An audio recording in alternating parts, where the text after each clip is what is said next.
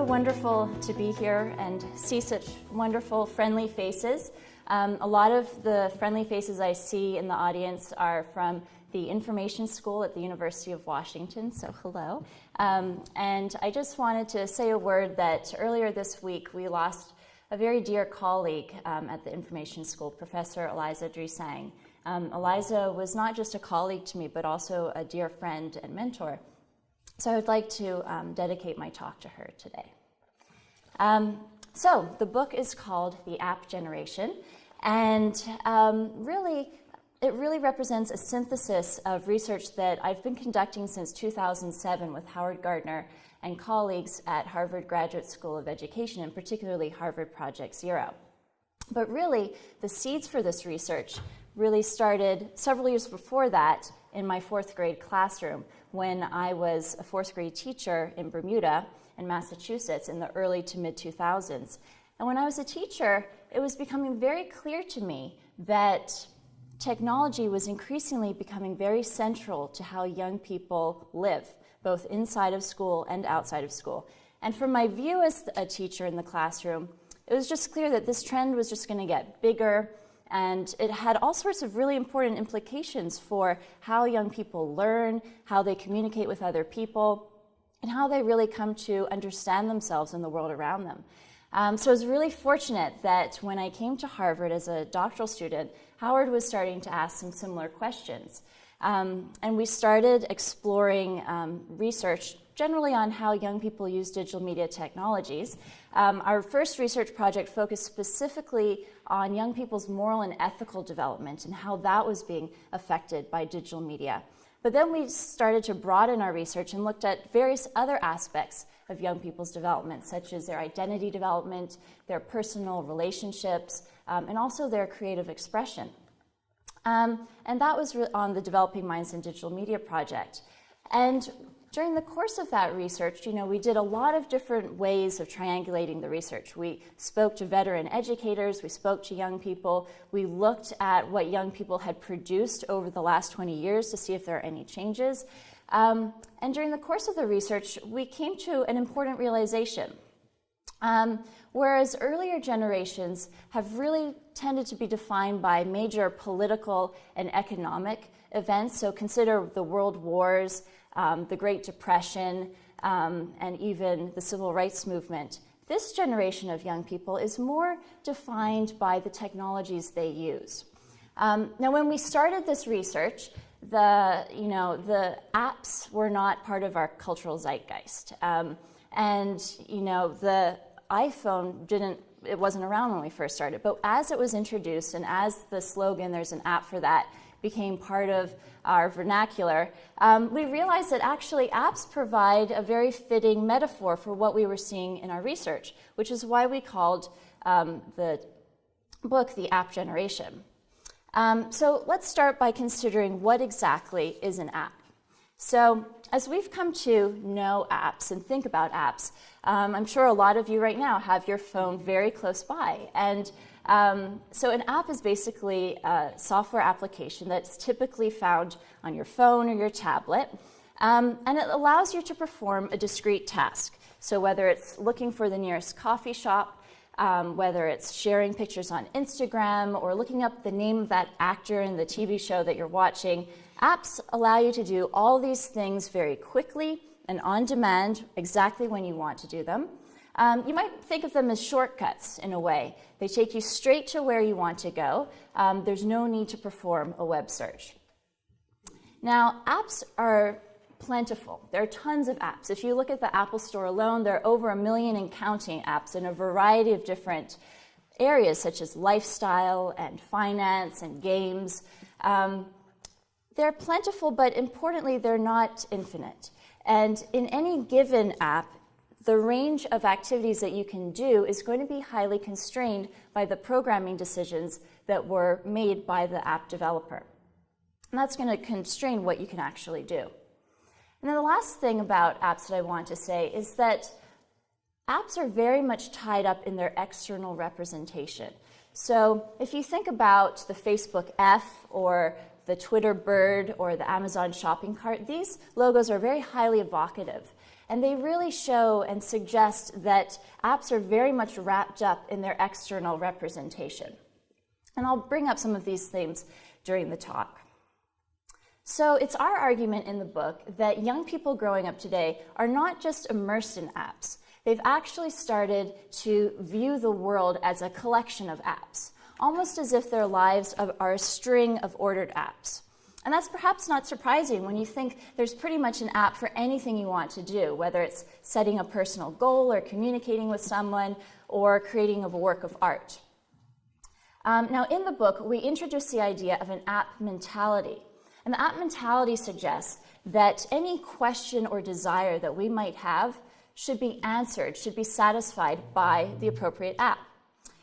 If the appropriate app doesn't exist, well, then one should be made right away. And if one cannot be devised, well, then perhaps that original desire or question didn't matter in the first place, or perhaps it shouldn't have mattered. So the question is the app mentality good or is it bad? In many ways, life infused with apps is wonderful. I use apps all the time for usually getting from point A to point B and keeping me on task, sometimes taking me off of my task when I play Candy Crush, but we won't talk about that. And so these are great. I would never want to give up my apps. And when apps are used sort of to take care of the mundane tasks in life, or even as a springboard into new experiences and new connections with other people and new ways of expressing oneself, we call that app enabling. It's a good thing. But there's a less optimistic view of apps. There's a danger that we start to look for all of our answers, we look to apps first. That we look to apps for social connection and for our sense of ourselves. There's a danger that we start to look first at apps before we look inside of ourselves. And when that happens, when we start to see more of our apps than ourselves in our actions and our experiences, then we say that we've become app dependent. So Howard and I have been exploring this tension between app enabling and app dependence in a variety of areas of young people's experience. Three in particular that are particularly salient for teenagers and their development. Their personal identity, intimate relationships to other people, and imaginative powers. So we call these the 3 I's of identity, intimacy, and imagination. So I'm going to talk a little bit about each I, but first I just want to give you a sense of the types of research that went into the book. And really, unfortunately, 20 years ago, we didn't have the hindsight, the forethought of crafting a research project to see how kids were changing over the next 20 years. So we had to kind of triangulate our research. So we started off by interviewing 40 veteran teachers who had been teaching for at least 20 years and just asked them open-endedly, what have you noticed that's different? Or what has not changed? What's the same? And invariably, we didn't talk about technology, but invariably it came up very quickly. We then conducted 7 focus groups with educators who had been working again for at least 20 years with young people in a variety of contexts, both inside and outside of school. So we had classroom teachers, but we also had art teachers, after-school teachers. We had therapists and religious leaders. And my favorite focus group was the camp directors because at the end of it, one of the camp directors led us in song with his banjo, so that was a lot of fun. And again, we just asked them, what's different about kids today? We also thought it was important to actually look at what kids had produced over the last 20 years. So we looked at their visual and their literary art productions over the last 20 years and conducted an in-depth analysis. And then we also talked to young people. Of course, if you're studying them, it's important to talk to them. So we interviewed and surveyed over 2,000 young people in the US and in Bermuda. So before I start with the I's, I just wanted to share a few cross-cutting themes that we saw across the I's and also in other domains as well. The first we heard a lot, and we also saw it a little bit in young people as well, this general aversion to taking any sort of risk, to putting oneself out there. So in schoolwork, it would manifest as a desire not to fail, so not to take those risks and risk failing. This also came up in personal relationships and creative work as well. Somewhat related to that, we saw a pattern of young people more and more expect quick answers. There's not a lot of comfort for grappling for a while with questions that don't suggest an immediate answer. And it's almost as if it's kind of like an algorithmic way of thinking where it's very emblematic of the app mentality where you plug in a question to an app and you get out an immediate answer. We also found that young people today are connected to a greater degree and for a longer period of time with their parents. Now, in many ways, this is a positive development. There's evidence that kids and parents have never been closer, and that's wonderful. However, you have to think about one of the key developmental tasks of adolescence is figuring out a sense of autonomy, a sense of who you are apart from your parents. And when you're in constant communication with them through the phone and email and whatnot, it's hard to do that. So if you consider one research study we came across found that college students are in communication with their parents, usually through the phone, on average 13 times per week. And I don't know about you, but when I was in college, I did not communicate with my parents 13 times a week. It was more once or maybe twice a week. Also, in our own research, one of the camp directors told us a story that often parents will send their kids to camp with 2 cell phones. One to give up in compliance with the no cell phone policy, and one to keep under the pillow so that they can stay in constant communication with their parents. So let's look at the 3 I's. So starting first with identity. So I mentioned before that part of apps is very much wrapped up in their external representation, that logo and that brand that is highly evocative of the actual company. And it seems that more and more young people today, their identities are externally packaged. So that is, they're developed and put forth in order to convey a certain desirable image of themselves, whether that's to a real or an imagined audience. And it's not unlike the branded icon that you find on your apps, that sort of presentational aspect. And in fact, apps and the social media platforms that they give rise to seem to place emphasis on this external performative aspect of identity. So if you think about the recent emergence in the recent years of status updates and selfies and profile likes, these are all symptoms of that trend towards performing to a public audience. Now, one of the effects, of course, of spending so much time cultivating your external image is that time for quiet reflection is diminished. Now, part of creating an identity is certainly, and actually a big part, is very social. But part of it it requires some solitude, some quiet reflection, where you get to think for yourself, what are my values and what are my goals? What do I really care about? And what are my big dreams in life?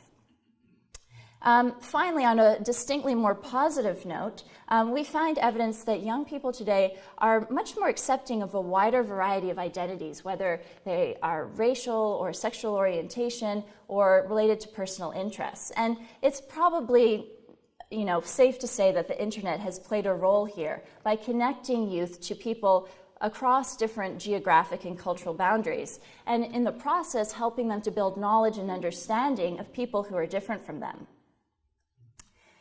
So intimacy, our second I, we find in our research, and others as well, as Sherry Turkle is a big influence on our work, that young people are always connected, certainly, but they're not always connecting to each other on a very deep level. And it's very hard to do that, right? When you're trying to maintain hundreds, if not thousands, of friends and followers across multiple different social media platforms, it's hard to have a deep relationship with any one of them.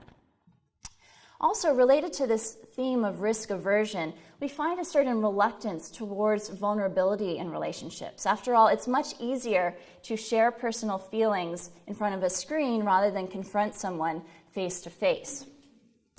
Now, if you think about the connection to apps, as I said before, apps can be thought of as shortcuts.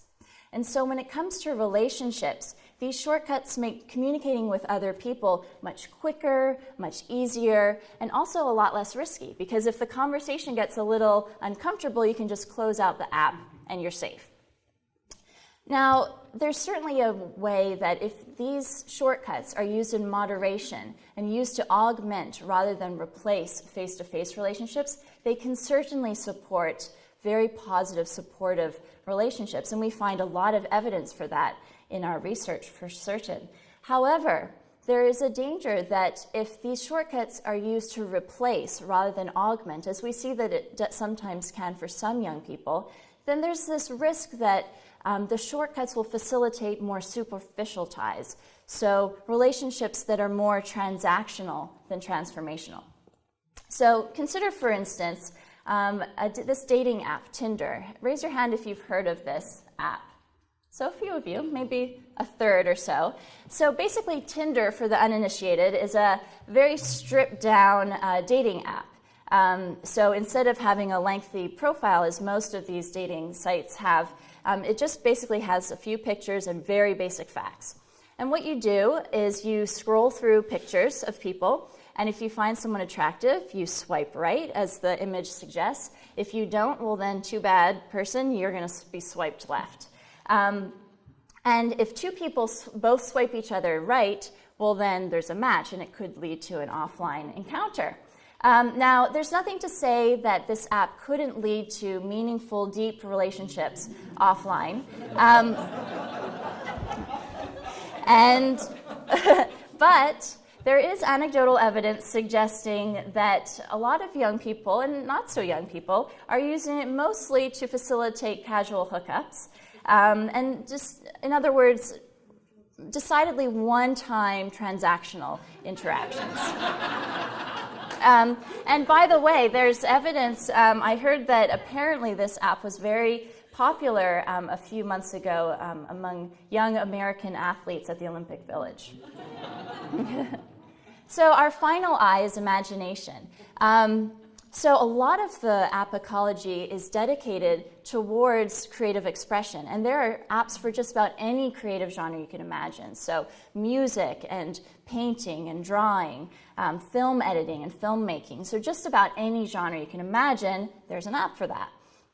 And digital media in general have provided a ton of new avenues for young people to express themselves creatively. And these tools are much cheaper, they're easy to use, and it's really quite a positive development. On the other hand, you also have to think, if you're using an app, again, as I said before, the range of what you can do is going to be constrained by the programming decisions of the app developer. So if you're using a painting app, your color palette is going to be limited to the hues that the app developer has programmed in. Similarly, if you're using a musical composition app, your tonal range is going to be similarly limited. So which is it? You know, I've kind of provided the positive, the negative. Are new media technologies supporting or are they undermining youth creativity? So it really could go either way with the way I've presented it. And so we thought it was important here with our research to actually take a look at what young people have produced and see, has their creativity changed? And you might want to just think for yourself, well, you know, given what I know about new technologies, has creativity enhanced or diminished among young people? So what we did for this, we looked at two domains, visual art and creative writing. And here I'll go into a little bit more detail of our methods and some of our key findings. So starting first with the visual art, we looked at visual art that had been published in a teen literary and art magazine that has been published since 1989. It publishes young people's works from across the country. And we looked at over 350 pieces, and we brought on board some researchers who had training in fine arts, and they developed a very detailed coding scheme to look at both the structure of pieces, but also the thematic elements as well. And these are just a smattering of some of the wonderful art that we got to sample during this research, which was one of my favorite parts of the research.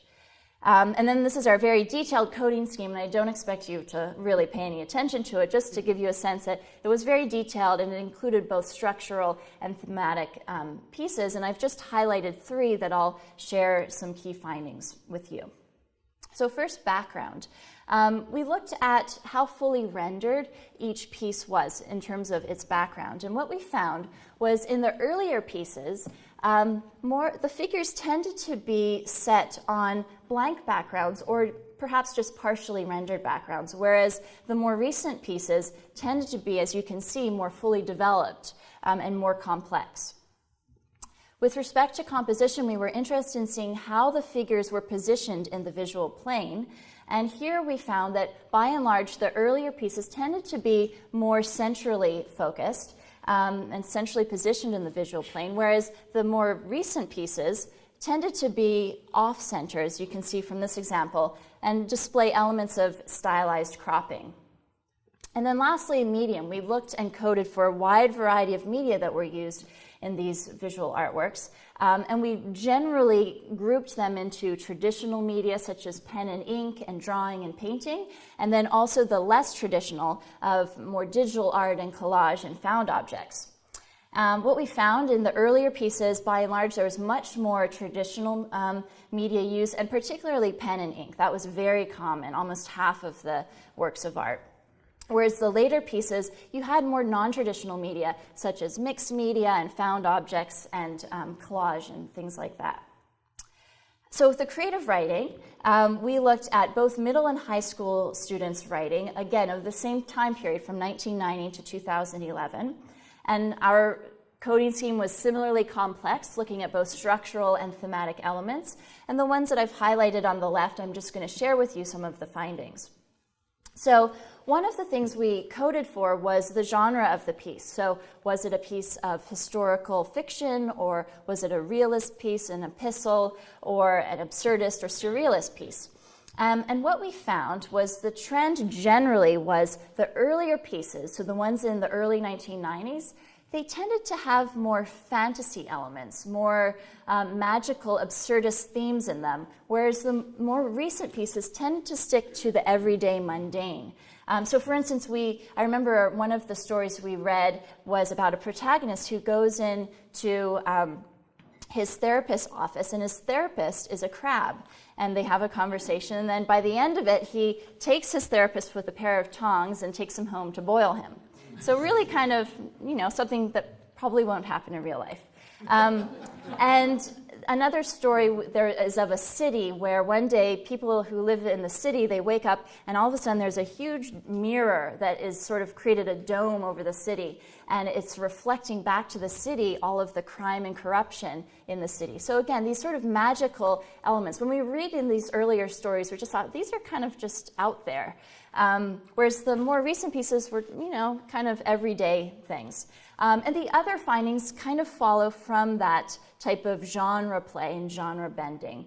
So when we looked at structure, we were looking at the linear progression, does the progression of the story arc. And in the earlier pieces we found, well, the stories tended to jump a little bit more in time. So they go present, back into the past, and whereas the more recent pieces tended to kind of follow along a normal, linear, this happened, this happened, this happened sort of progression.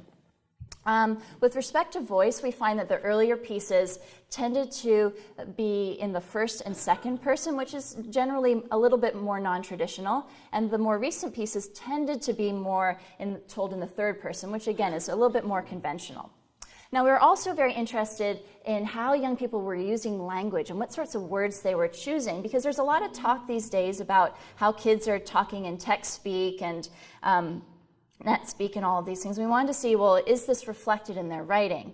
And we did actually find a very strong difference between the earlier pieces in the early 1990s and the more recent pieces. We didn't find hashtags or anything like that, but we did find in the more recent pieces a lot more slang, a lot more made-up words, a lot more cursing, whereas the earlier pieces tended to be more formal, academic-type language.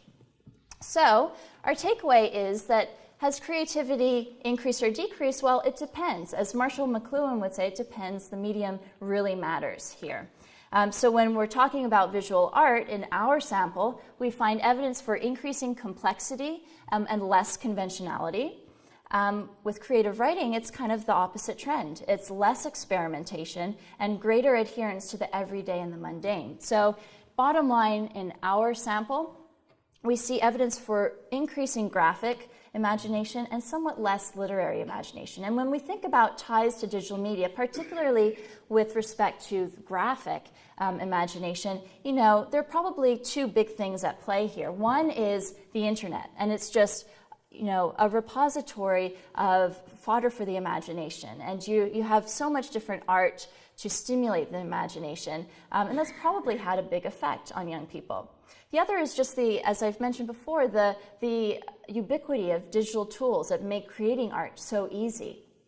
Now, with respect to the literary piece, we really don't actually highlight digital media too much. What we really focus on, and considering that a lot of our work was done at an education school, is the last 20 years and what we see in formal education and this kind of push towards standardization and standards testing and the sort of mastering the 5-paragraph essay that may not really be conducive to a story about a person taking their crab therapist and boiling him at home. That's a little bit out there. It may not get you an A. So we think that that's probably at play here. The last thing that I just wanted to mention briefly about creativity, creativity scholars often make a distinction between big C and little c creativity. So big C creativity is really about those groundbreaking works that change a domain forever. So if you think about in music, Stravinsky's Rite of Spring, or in dance, Martha Graham's Frontier. These are works of art that really fundamentally shook up that domain. Whereas little c creativity really inheres in the everyday, sort of your ability to problem solve and adapt to change. Well, we make the argument in the book that perhaps digital media are giving rise to a middle C creativity that is decidedly more interesting and impressive than little c creativity, but perhaps not so groundbreaking. And perhaps this is due to some of the constraints of digital media and also just the lack of time for in-depth engagement, perhaps not as impressive as big C creativity. Now, for certain, any society needs all three types. But for those really groundbreaking, disruptive innovations that move a society forward, you really rely on big C creativity. So I wanted to go back to apps as I begin to close this talk. We're often asked, Howard and I, to give examples of apps that promote app enabling, that they're more app enabling, and ones that are more app dependent. And we've sampled a lot of apps by now, and what we find is that most apps can actually be used in a more or less enabling way or a dependent way. Unfortunately, a lot of them, particularly educational apps, tend towards the dependent use. But I just want to give you an example of one that can be either used in an open-ended way or of a more closed-ended dependent way. So is anyone familiar with Doodle Buddy? It's an art app, basically, so a couple. So let's start with the app enabling scenario. In the app enabling scenario, you start with a blank canvas, and you just choose your implement, brush or chalk, choose your colors, and then you just get started drawing. And you just draw whatever you want. It's kind of open-ended that way. But in the very same app, there is more of a dependent setting, and it sort of resembles a color by numbers type thing. So this is the more dependent setting where you kind of have these prefab images and backgrounds.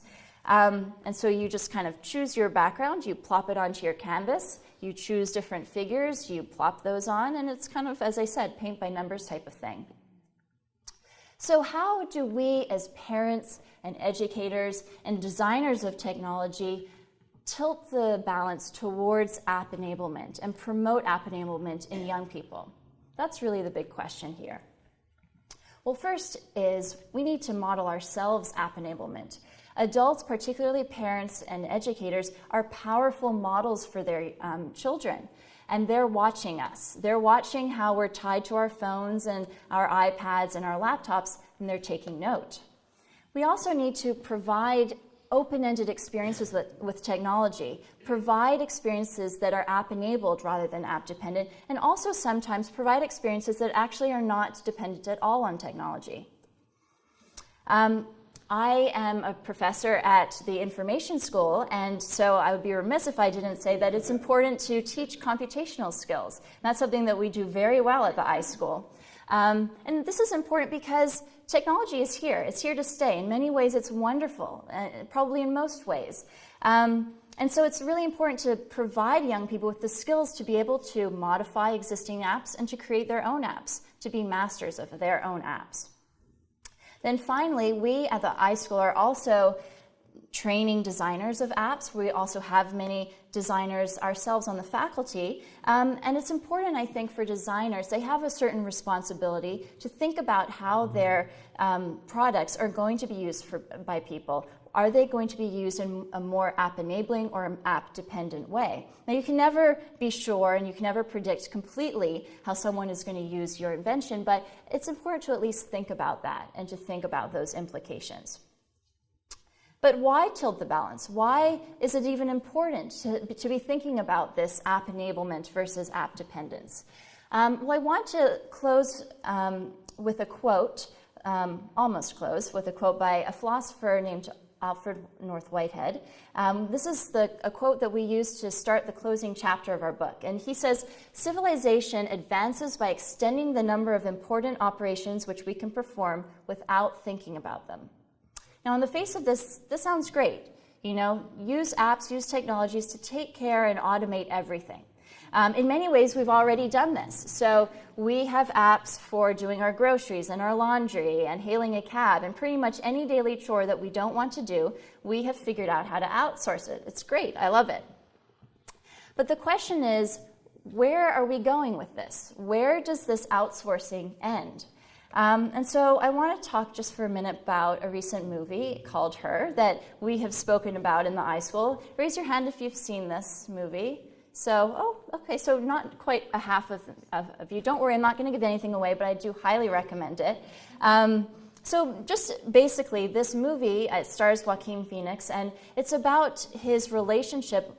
He develops a love interest with his operating system, and you can't really blame him because she has the voice of Scarlett Johansson. But the movie actually isn't just about their relationship. It's more broadly about our relationship to technology. And a scene that really sticks with me is actually from the beginning of the movie. Theodore, the main character, he works at a company called BeautifulHandwrittenLetters.com. And basically this is a company, you probably get the sense of what it is. It outsources letter writing. So there's a scene where the camera pans out from Theodore sitting at his cubicle, and we see and we hear all the other workers narrating letters on behalf of grandchildren, thanking their grandparents for gifts, and on behalf of spouses, wishing each other a happy anniversary. So, is this where we're headed? How much of ourselves and our relationships are we willing to outsource? Are we willing to outsource our child rearing to apps? Are we already doing this? Consider the fact that I did not create this. This is an actual activity set for young babies to keep them preoccupied with iPads. This is a real thing. Is this where we're headed? It's real. So I want to actually end on a distinctly positive, optimistic note. So, as I was writing this book with Howard, he tends to be the pessimist among the two of us, and I'm definitely more the optimist. And I got my way at the end with an optimistic note. And it was actually a conversation that Howard recorded with his then 6-year-old grandson, Oscar. So I just wanted to read you a few lines from that. So as this book was just about finished, Howard had the opportunity to talk with his grandson, Oscar, then age 6.5, about his experiences with digital media. Except for Howard's checking with Oscar's parents beforehand, Oscar was not prepared or prompted in any way for the chat. He allowed Howard to record the conversation, and in fact, when the interview was concluded, he showed Howard how to shut off the recording function on his iPhone, which I've also had to show Howard several times since. So not surprisingly, as a child born in 2005, Oscar has always been surrounded by digital media. He's completely conversant and comfortable with the terminology and jargon. So Howard asked him what would happen if OPA, which is what Oscar calls Howard, took away his iPhone. Oscar said, "I would not be sad. I still have a computer." Howard said, "Oh, what's it like?" Oscar says, "Bigger than my mom's." Howard asked, "Well, what do you do on it?" Oscar, search on toys, go to .com, to do something like herofactory.com, little things. I can write a little code into the line so I can play some sort of game. Howard was a bit taken aback at Oscar's ease with terminology, .com, an activity, write a little code. And so Howard asked him if he ever Googled anything. The following exchange ensued. Oscar says, I Google everything. Amazon, like anything I need to go to Google or write it down. Howard, you sound a bit exasperated. Oscar, kind of, but I'm not sure I know what exasperated means. Howard moved next to what one does and what one does not do with computers. Here, Oscar made a very clear distinction. Howard says, I grew up without computers. What do you think that was like? Oscar, people would do all chores and more chores and more chores and no fun. No fun? Oscar says, a little bit of fun, but not much fun. Howard says, do you use computers for school and study? Oscar replies, I don't really do those things. He was only 6 at the time. I just use my computers for fun. Howard, how do your mom and dad use computers? For only one thing, work. My mom downloads things that she has to do, like does work about food in my school. Oscar's mother was doing graduate work at the time in food science. So it appears then that Oscar makes a rather sharp division. Kids' computers fun versus adults' computers work. But were computers merely a source of pleasure and amusement? Howard decided to push Oscar a bit on what digital media did and did not mean to him, and what they enabled or prevented. And this conversation proved most illuminating with respect to how Oscar sees the world. So in other words, his digital worldview. Howard asked, how do you feel when your parents say, put it away? Oscar says, I feel a little blue, said in a slightly plaintive tone. Howard says, how would you feel if your parents took all your computers and phones away for a few weeks? I'd feel a little blue, but I could actually have a little more freedom. Play with my toys, play with Aggie, his then 8-month-old sister, go to places with mom and dad. Howard asks, what do you mean by freedom? Oscar, mostly people have technology. His word, no prompting from his grandfather. They're watching every game and makes a boring sound and do it all day and don't do anything else, but just watch TV. So without technology, you can play with toys and things like that. Now, Oscar is certainly not a student of digital media, nor has he read about utopias and dystopias. And yet, at the tender age of 6, he already senses that one can become a prisoner of the new technologies, and that a world beyond them is beckoning to be explored, if there were just time and space to do so. He has realized that there is virtue and even reward in figuring out things for yourself on your own time, in your own way. So I'll end there. Thank you very much.